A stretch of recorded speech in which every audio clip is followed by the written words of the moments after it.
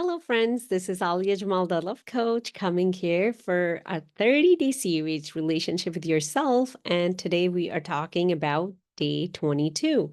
And today's topic is rejection of the concept of soul or spiritual essence. So let me help you understand what it is. It is a follow-up to our previous conversation, which was day 21 at identifying with ego. And the other aspect of it would be rejecting our spiritual essence, our soul. Now, a lot of people, when they hear the word soul or spirituality, they think it's religion. They want to run away from it. They want to live their own amazing secular lives. That could be one way. And the second way could be that we are pretending to be spiritual and religious, but we are actually not. The actions that we carry on, the way we think, the way we speak, we are completely rejecting those. And you'll be able to see where you fall throughout this conversation. When we feel that I am in control, I will be doing everything, and there's no other force helping me. I'm the one who's going to go and get it from the grocery store. I'm the one who's going to do it when we put the burden of the world on our shoulders. When we do that, and that's the only thing we are doing, we are not leaving the room for, you know what, I do have an extra power within me that's helping me. That could be a one person concept in your day to day, but if that one person is missing, that means you are rejecting the soul aspect of you. I'll give you an example. Let's say you're going through divorce and you're freaking out. What are you gonna do? Everybody would tell you, well, you have all the right to freak out, but that freaking out is you taking matters in your hand, you thinking you have to do it. Of course, we have to take actions. We always have to take actions because we are in the world or in the dimension of actions. If you don't take action, nothing is happening unless you are at a very different spiritual level and plugged into different dimensions. That is a different story.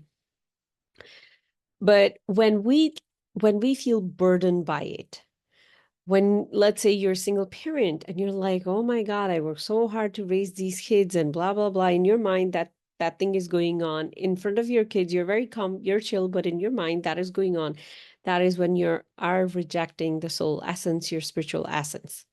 So that is just in terms of like, you can see through those examples where you fall. Another way, very easily we do it, we just run away from spirituality. We're like, this is for weird people. I don't want to do anything with spirituality, religion. It's all crazy. I'm a decent human. I believe in science, and that's it. In fact, science is one of the most spiritual, I think, path you can take if you are willing to keep your mind open. I used to be a cytogenetic technologist and I used to analyze chromosomes. And I would tell you when I was growing those cell lines, that is when my faith just became really strong. When I was analyzing those chromosomes, that is when I truly started believing there is a power that I might never understand, um, that is at play within me.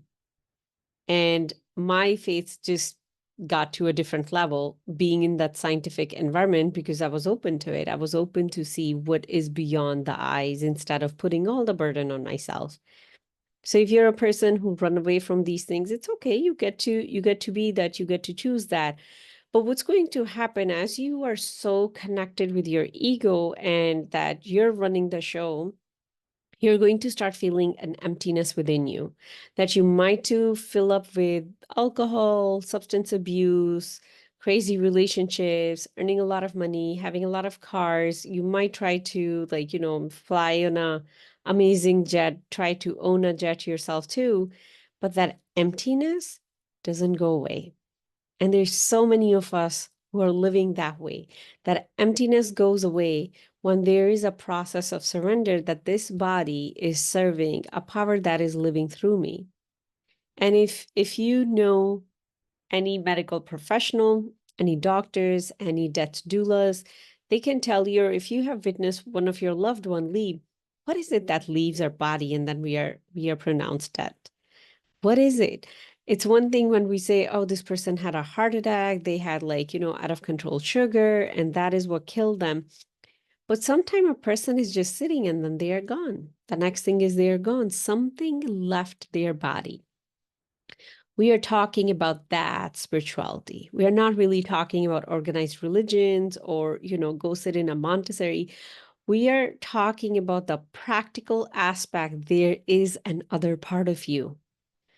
We are so attached to the physical part of us. That is only 1%, my friend. There's a 99% of you that is non-physical. And if you're not taking any action throughout the day, and don't tell me I pray 5 times, I'm a Muslim, I pray 5 times too. And that is more of a chore than really a spiritual act, unless you have really gone so much deep and it's a spiritual act for you.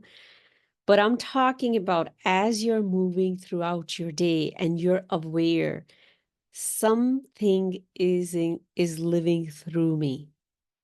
I'm not the one running the show, but something is living through me. For example, when I do these videos, when I record this content, I'm very aware it's not me, Alia, the love coach, creating this with this title. My job is to show up, hit record, and something is speaking through me, and that is the power that knows what whoever is watching needs to hear. So I trust that this non-physical is connected with your non-physical and it knows what you need to hear. So most of my content, that is how I create. I do my best just to be a channel for you, channel for my client, channel for the world, whatever the soul aspect of me wants to share with the world. I'm talking about that. So imagine going through your work day, being mindful. You're not doing the work. Something is doing the work through you. You're not moving your hand. Something through you enables you to move your hand. Something through you is able to speak the words of love and kindness to other people. Sometimes we're so attached to, I'm a good person, I have a good heart. Good, of course, we have put in the work and the effort to not treat people in a negative way, but at the same time, remember that that part of you comes from a different dimension. It comes from the endless world. We are in the finite and limited world, but that aspect of you comes from the infinite, endless world. And the easiest way to start building a relationship with that, or even recognizing as you're moving throughout your day, pause. Pause and recognize, what is it that's living through you? Who is it that's doing all this through you? Sometime you might have like, a 20-hour work day. And we want to take the credit. Oh my God, I ate right. I did this and, everything went amazing. Of course, those things are creating an impact. And who inspired you to eat right? Who inspired you to work out? Who inspired you to keep going? When you start acknowledging that, you start to get more help from that part of you. It's just like realizing there's an assistant standing next to you. They are holding on to the blue pen, the black pen, the green pen, all that you need. If you're just sitting here and focusing on the one color pen that you have in your hand and you keep writing with that and you wish you had a green pen, well, this is what you have to do. Turn, acknowledge somebody's here, and take the green pen from them. But if you keep your head over here and you're just lost here, not recognizing there's an assistant there, non-physical assistant there with you, for you, you will not be able to benefit the gifts that part of you has to offer. And if you're saying like, Ali, I come from a background where I got burnt out by whole spiritual and religious communities and whatnot, my friend, it's time to heal that. Whatever you experienced, there was a reason for it. When we become bitter and we abandon things, we never learn what it came to show me within me. Maybe that was the pressure that was going to make you a diamond. Maybe that was the push that was going to force you to open your gifts. So if you have abandoned those things, take this as a sign, take this as an invitation to heal that and discover who you could be. If you're truly aware of that there is a power that lives through you, what would you be able to create? What would you be able to contribute to the society? Your gifts, they come from your soul. They do not come from your physical body. There's only so much your brain can do.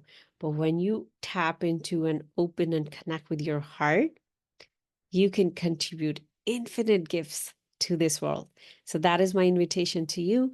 Um, if you have more questions, if you would like to have a conversation with me, you can go to my website, aliajmalcoaching.com, and book a consultation with me. I would love to be your guide to help you connect with your soul, open your heart, heal your heart, and nurture that connection every single day. I can tell you from experience, life has never been as sweet as it is right now because of building that connection every single day. I'm sending you so much love. I'll see you next time. Bye.